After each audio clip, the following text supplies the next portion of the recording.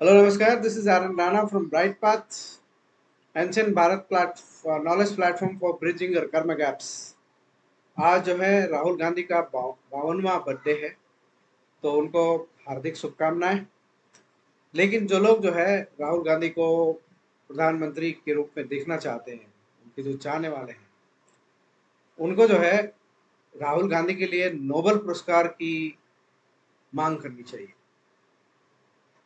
और जो लोग ये चाहते हैं कि वो प्राइम मिनिस्टर बने और गरीब परिवारों को 8,500 रुपया पर महीना यानी साल का 1 लाख रुपए मिले, वो इस वीडियो को अवश्य देखें और इसे फॉरवर्ड भी करें और चैनल को भी सब्सक्राइब जरूर करें। चलिए बढ़ते हैं आगे। तो राहुल गांधी को जो है भारत में गरीबी खत्म करने के लिए जो है एक ऐसा फॉर्मूला उन्होंने दिया है या ऐसी उन्होंने गारंटी कार्ड दी है जिसके लिए उन्हें अर्थशास्त्र में नोबेल पुरस्कार मिलना चाहिए। आइए जानते हैं कैसे। कांग्रेस ने जो है 2024 के इलेक्शन में ये जो उनकी गारंटी कार्ड है, इसके अनुसार महिलाओं को 1 लाख रुपए, मतलब गरीब महिलाओं को 1 लाख रुपए देने की घोषणा की। लेकिन इसमें साफ नहीं है कि ये इनका लाभ कितनी महिलाओं को मिलेगा। लेकिन फिर भी अगर आप मौजूदा सरकार के जो गरीब जन कल्याण अन्न योजना है उसको आधार मानकर देखें तो लगभग देश में 80 करोड़ लोग ऐसे हैं जिनको सरकार गरीब बोलकर मुफ्त राशन दे रही है। अगर इन परिवारों को आप इकाइयों में बांट दें तो लगभग 1600 करोड़ परिवार ऐसे होंगे, 16 करोड़ परिवार ऐसे हैं जिनको मुफ्त राशन सरकार दे रही है।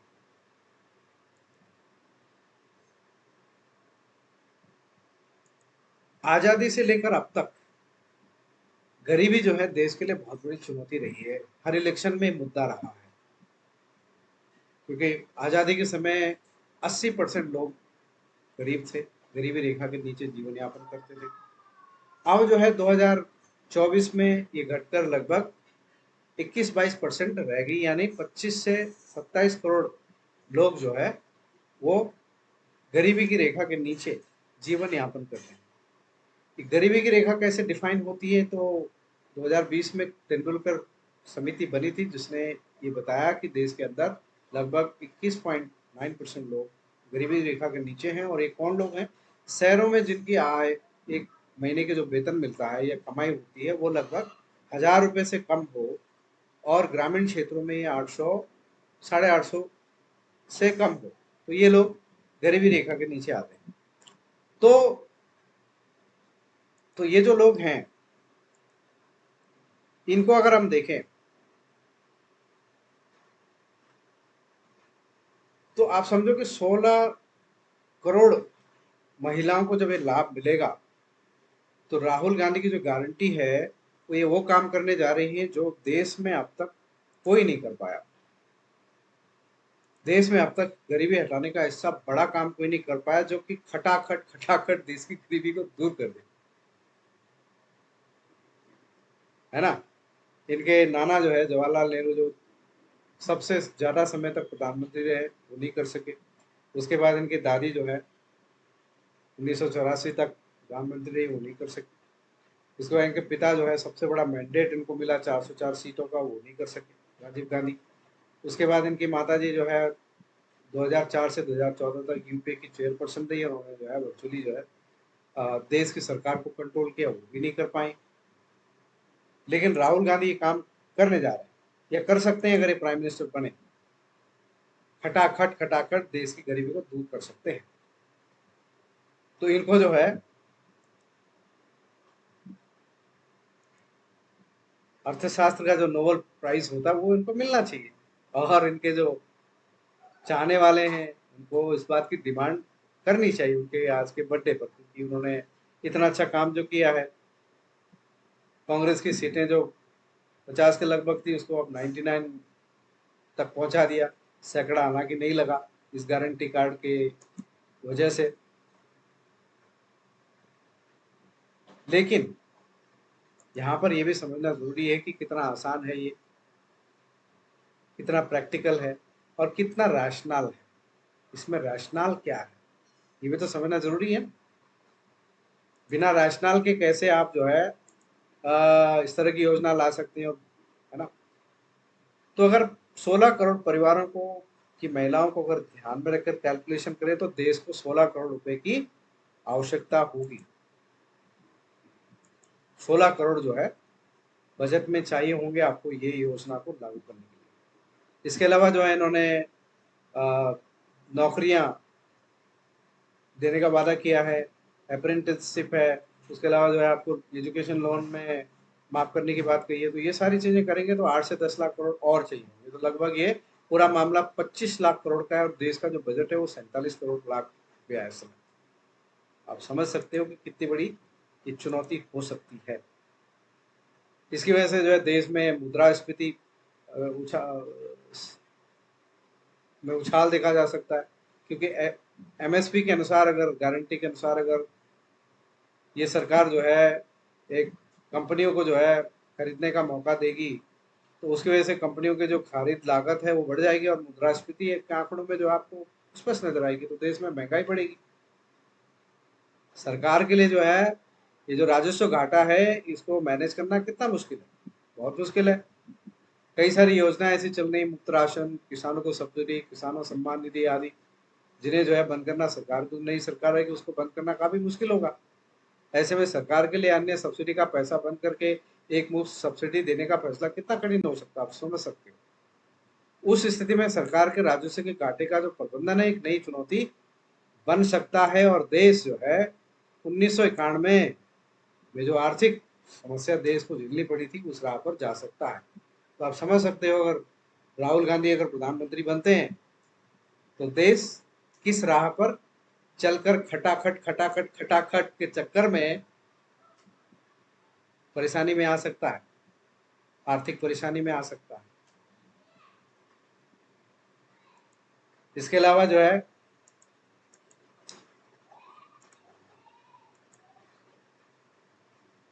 देश के अंदर जो है ये भारतीय चुनाव में पहली विचित्र घटना है जहां पर मतदाता जो है किसी पार्टी के दफ्तर में पहुंचकर जो है लोकसभा में के मेनो चुनाव में वादे जो किए गए थे उसको वसूली करने पहुंच जाए।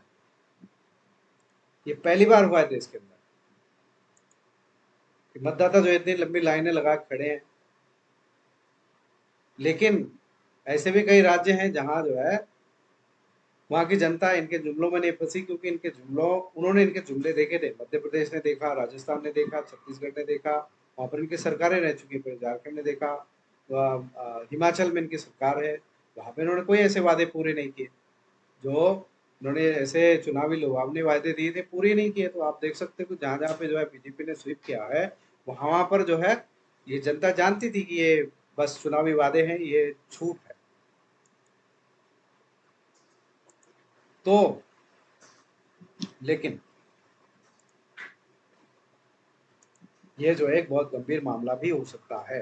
कैसे हो सकता है? ये जो चुनाव का अधिनियम है, representation of the people act 1951, इसका जो सब सेक्शन है 123 128 के हिसाब से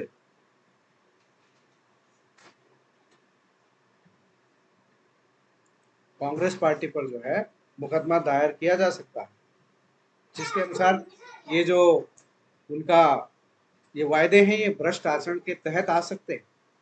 भ्रष्ट आचरण में उम्मीदवार जो है अपने चुनाव जीतने की संभावना को बेहतर बनाने के लिए कुछ इस प्रकार की गतिविधियों में शामिल हो जाते हैं, जिसके अंतर्गत रिश्वत, झूठी जानकारी आदि शामिल हो सकते हैं, होते हैं। तो कांग्रेस पार्टी ने जो है अपने गारंटी कार्ड में जो है जो लुभावनी जो योजनाओं के बारे में झूठी जानकारी दी उसको पूरा नहीं कर पा रहे, क्योंकि सरकार में आए नहीं रहा। आते भी तो भी ये संभव नहीं था। जैसे हमने अभी देखा, इसका रैशनल देखा कि कितना संभव है देश में। अगर इतना संभव होता तो जो मौजूदा सरकार है वो नहीं दे सकती। 8,000 10,000 रुपये पर मंथ जो है किसी को भी दे दे।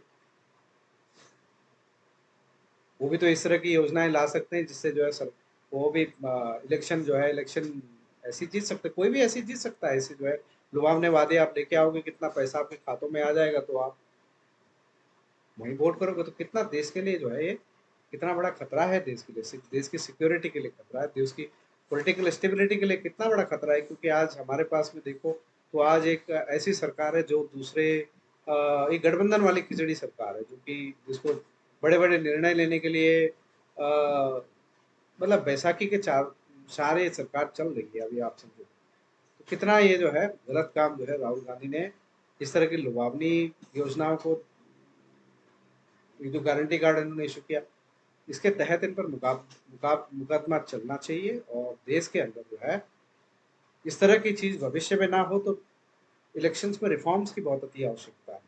तो ये जो वादे करते हैं, जो इनका जो न्याय पत्र हो या संकल्प पत्र हो या जो भी हो, इन्हें इनको देश के सामने रखना चाहिए। दोनों इन पार्टियों को एक साथ आकर के एक मंच पर आकर के डिबेट करनी चाहिए कि भाई मेरा ये कार्ड है। जब ये रैली करते हैं तो उस समय दो पार्टी, मुख्य पार्टियां वहाँ पे होनी चाहिए कि एक अपना प्रेजेंटेशन दे, सबको बताए कि मैं ये योजनाएं लागू करने वाला हूँ, ये करने वाला हूँ। दूसरी पार्टी जो है बताए कि मैं ये करने वाला हूँ, ये मैं इससे बेहतर करने वाला हूँ। इस तरह से जनता को जो है समझाना चाहिए, तब जाके इस देश में जो है जिस तरह का माहौल बना है कि एक एक पार्टी का कार्यकर्ता दूसरी पार्टी से लड़ता है, उस तरह की भी जो संभावना खत्म हो जाएगी। हमारी जो डेमोक्रेसी और स्ट्रेंथन होगी अगर उस तरह के रिफॉर्म्स होंगे। डिबेट होनी चाहिए इनके, ये जो संकल्प पत्र हैं कि कितना कारगर है, ये हो सकता है कि नहीं हो सकता। इन पार्टियों को जो है जो ये चुनाव रैलियां करते हैं उसमें जो है दोनों पार्टी के लोगों को सामने आना चाहिए और डिबेट होनी चाहिए बिल्कुल पब्लिक के सामने, ये कर सकते कि नहीं। जैसे अमेरिका में प्रेसिडेंशियल इलेक्शन होता है, तो वहाँ पर इस देश में भी समय आ गया है कि ये जो हमारे राजनेता हैं ये आकर के, ये जो कैंडिडेट खड़े होते हैं वो कैसे दूसरों से बेहतर हैं, एक ही मंच पे आकर के सिद्ध करें इस बात। दुनिया भर का प्रोपेगेंडा चलाने से अच्छा तो ये ज़्यादा जरूरी है कि हमारे इलेक्शन प्रोसेस है उसमें रिफॉर्म्स हों, और जो वायदे करते हैं उस पर डिबेट हो, और एक प्रैक्टिकल डिबेट हो। क्योंकि जब तक कोई चीज़ प्रैक्टिकल नहीं है, अगर आपने उसको देश के सामने रखा, और जो देश का मतदाता है, जिसको जानकारी नहीं है, जो पढ़ा लिखा मतदाता नहीं है, वो तो कुछ भी विश्वास कर सकता है। तो इस तरह की चीज़ नहीं होनी चाहिए देश के अंदर। इस वीडियो में इतना ही, और आप जो है इस चैनल को अवश्य सब्सक्राइब करिए, हमारे जो प्रोग्राम्स हैं उनसे जुड़िए। बहुत बहुत धन्यवाद आपका। Thank you so much. Have a nice time.